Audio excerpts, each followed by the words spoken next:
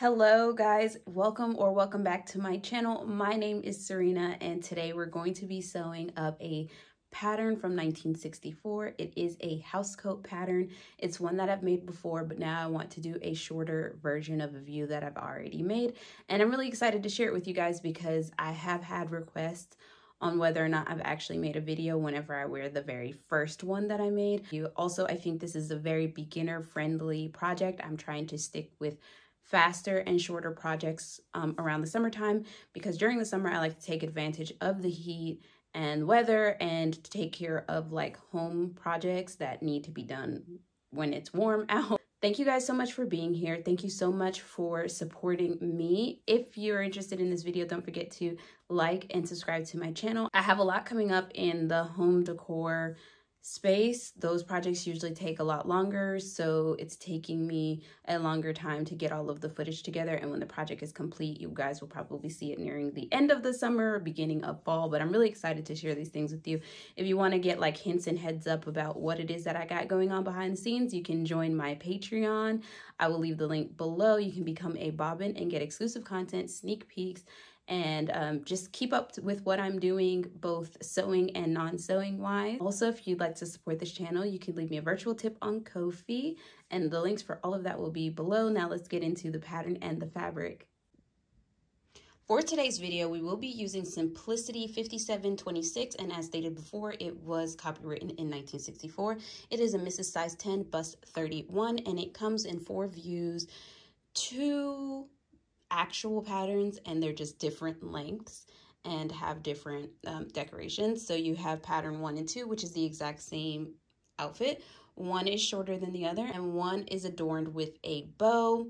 Then you also have patterns 3 and 4, which are the views that I've already done. I did pattern 3 for when I came home after giving birth to my last child, and it was so convenient to wear something that was very pretty and also very easy to nurse in. And then now I am making view 4. It's a shorter version because I find that view 3 is not so stair friendly, and when I first made it, I lived in a house that did not have stairs, and I'm tired of tripping on this. Now here is the back.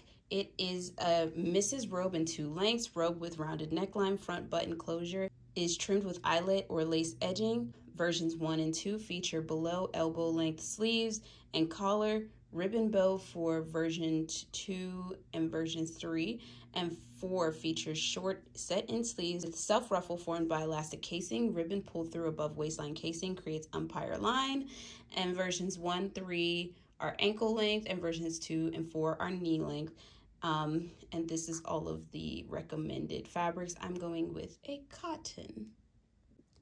Now it is time for the fabrics. This is the cotton fabric. It's very thin. I don't know if you can tell, but like you can kind of see my fingers through it. So it's a very thin, lightweight cotton, and it has a very groovy 1960s-ish vibe to it. It has the big daisies and the cute two-toned color, which I think is really pretty and goes with my kitchen very well. And then we have this ribbon that I'm going to use to tie at the waistline. And because I don't have any eyelet lace trim, I'm going to make some of my own with the scrap fabric that I have used already. I'll pop in photos of that. And I actually had a little bit of this to start another project that will probably be available for you to see next week. So now we have all of our materials. Let's get into sewing. So like stated before, this pattern is super simple, and it has basically 3 seams, the center, back, and the side seams. And you could omit the center back seam by just cutting it on the fold where it has the stitching line, and you can quickly omit that. So I added it there just cause, but you don't have to do it. And so now I'm adding in the darts. That's the first place that I'm going to be starting, and there are only 4 darts at the front and back shoulders of the coat. And now I am stitching those darts in with the sewing machine. I highly recommend these triangle shaped house coats for beginners because they usually only have 3 seams or 2. There's not a whole lot of techniques on it, so you get to really practice on your straight stitch, which I find to be very important as someone who sews. And I think right after something this simple, I would move on to a outfit that requires gathering because that's also very important. This outfit does not have any sewn gathering, but the waist is defined using your ribbon that ties through it, so it gathers it up for you.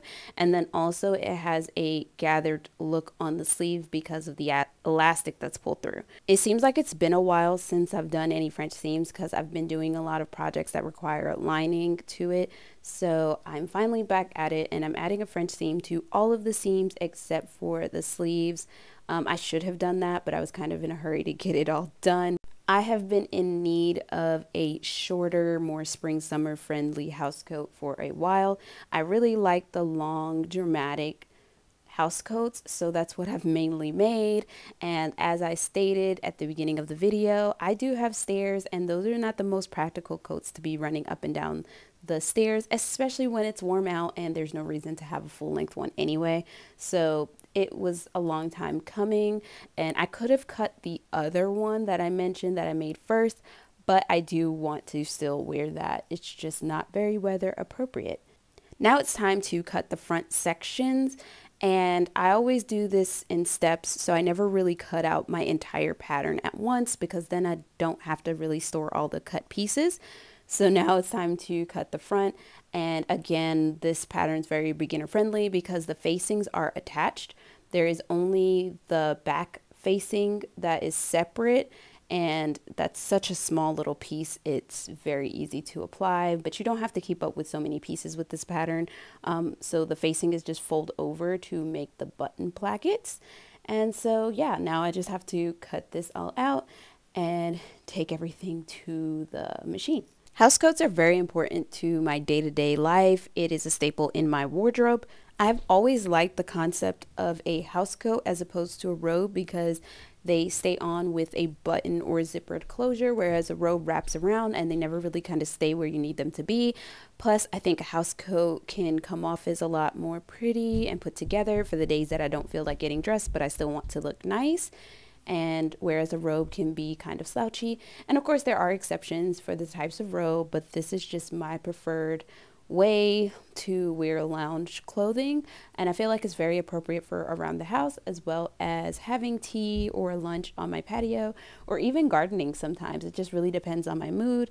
And again, I've always worn some form of the house coat even when I wasn't dressing vintage. My favorite materials to make my house coats are out of cottons and lightweight materials. I like vintage bed sheets for this project as well, especially the ones that are kind of stained or sometimes have a hole or two in them, because they are intended to be worn in or outside or around my house. An alternative to the house coat would be the house dress, which is pretty much very similar, but I've yet to make a pattern that was specifically a house dress pattern, so maybe I should make one and compare what I like to wear. I don't think there will be much difference though. Now I'm working on the side seams. I usually leave these open so I can attach the sleeve, but in this case, I'm gonna go ahead and close this up since I am doing the French seam and I have to insert elastic into the sleeves. It's just a lot, so I decided to just go ahead and close this up first and then attach the sleeves or ease the sleeves in later. Now for the ruffle, I am cutting some bias strips of this eyelet material so that way I could make ruffled lace trim detail around the neckline and the sleeves. To make the ruffle, I'm using my ruffler attachment. You can just do a regular gather here, but I decided to use the ruffler attachment so I could get a really consistent gather that would save me time on this project. So I have it set to do a pleat every 3 stitches. And now it's time to attach it to the neckline along with the facing, and that is what I'm doing here. If you are interested in how to install the ruffler to your vintage sewing machine and how exactly it works, I do have a video installing it and making a gathered skirt, and I will leave it in the cards above so you can view it later. Now it's time to sew the casing on for the ribbon to go through. You do have to put a buttonhole in first so that way the ribbon has a hole to go through. And now I am pinning some bias tape that I pre-purchased to the waistline after opening it up and pressing it first, and now I'm stitching it down. I ran out of pins, so you saw me pinning it there, and then there are no pins as I'm sewing it, and that's because I just didn't have enough pins for this. And I know there's somewhere I do have a sewing room with carpet, so that's pretty much where they are, and I need to find them before my feet do. I was able to make this project pretty quickly. I was able to do it in one night and I finished it up this morning. It took me a little longer because I did have to make some of the ruffles and things like that. And if you buy everything pre-purchased, you won't really have to worry about those steps and you can skip it. I was really in a hurry to get this done because the mister and I wanted to start making cocktails and sitting out on our patio at night. We finally got new replacement tiki torches to keep the bugs away. We recently had our first child-free weekend since we had kids. The kids went to go spend time with my mother, and so we were able to go on quite a few dates and try different cocktails, and we kind of want to bring that experience back home in our very cute, quaint patio, side patio. So that's what we plan on doing, and I wanted to have a house coat that had some coverage just in case there's some bugs that may bite, but also cool enough to sit out in the possible heat. So the reason you didn't get a full-length video from me last week was because I was out and about and just doing what I assume childless people do on weekends, and it was really fun. And I got an opportunity to miss my kids, and I missed them so much. I could not wait to see them. Did they miss me? I have my doubts. They had a blast at my mom's house where she went out of her way a couple years ago to completely cater her entire backyard to her grandchildren. So they had a pool and a play set and everything we don't have. Once everything is put together, it is time to hem it all, and I decided that I was not in the mood for any hand hemming, especially if I was going to get this video up in a timely manner. So I decided to move over to my Janome S9 so that way I could give some of the decorative stitches a try. And so I went with a daisy stitch, and now I'm going to show you guys how that turned out. Here are a couple of the detailed shots. I went with some pretty medium to big sized buttons. The lace turned out beautifully on the sleeve and neckline. I went with a peachy ribbon because this is all I had that I felt like would match with the fabric without having to go out and purchase any.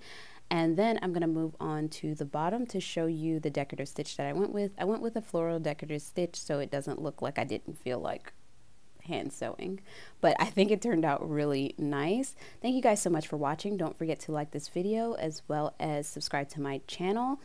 You can follow me in real time at SewRena_ on Instagram. If you would like to support this channel any further, you can leave me a virtual tip over on Ko-Fi, or you can become a bobbin over on Patreon and get exclusive content from me. All of your support means the world, but the cheapest and most effective way for supporting this channel is to like and subscribe. So don't forget to do that before clicking off this video if you enjoy my content. Super special thanks to my bobbins for going the extra mile and making a lot of my future content possible. It means the world to me. Thank you all for watching. I hope you have a wonderful rest of your day, and I will see you in the very next one.